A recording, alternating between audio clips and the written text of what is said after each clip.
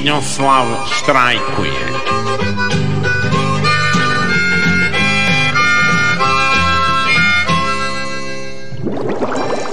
Ja brojim pare, nove pare i stare, pare, sve, pare, bre. Daj mi evre te što pre. Šta? Zarada opala za $3 u odnosu na prošli mesec.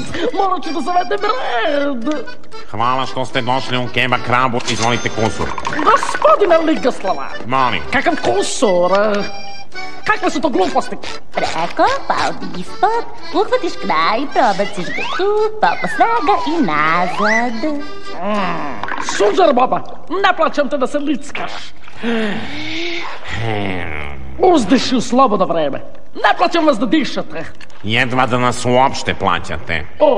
O to me podsjetilo. Imam nešto za vas. A, da, naša bedna nadoknada.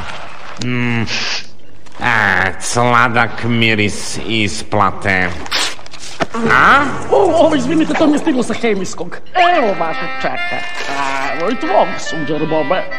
Ne mogu da vam uzmem novac, gospodine Krabo. Roštiljanje mi je strast. A? Šta je ovo? Na kraju ja vama moram da platim što stojim za kasom. Šta ovo znači? Jeste li poludeli, a?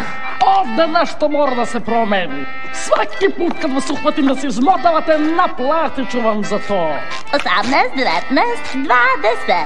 Izvolite, gospodine Krabo. Ovo bi trebalo da pokrije mog glupiranja. Evo vam još 50 centi za ono kada sam vezivao pertlu.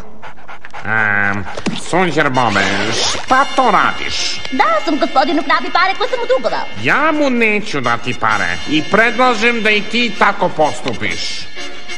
Zašto? Moramo da se ujedinimo kao radnici i da od šefa zahtevamo poštovanje koje zaslužujemo. Šta više, ti i ja treba da stupimo u štrajk. Wow, ti i ja ćemo da štrajkujemo. Na kraju krajeva ti voliš svoj posao, jel tako? Tako je. I hoćeš da ga zadržiš, jel tako? Tako je. I očekuješ da dok radiš prema tebi budu fair, jel tako? Tako je. Onda stupimo u štrajk. Štrajk! Idemo u štrajk, idemo u štrajk. Još ne znam šta je to štrajk, ali idemo u štrajk. Gospodine Krabo, znate šta? Ligoslav, ja stupam u štrajk. Štrajk? Da. Napisat ćete parole? Da. Držat ćete protestne govore? Da. Zahtevat ćete moje poštovanje? Da. Ne. Ligoslave, nisi mi rekao da ću dobiti otkaz. Bez Kebab Krabe ja ću. Ligoslave.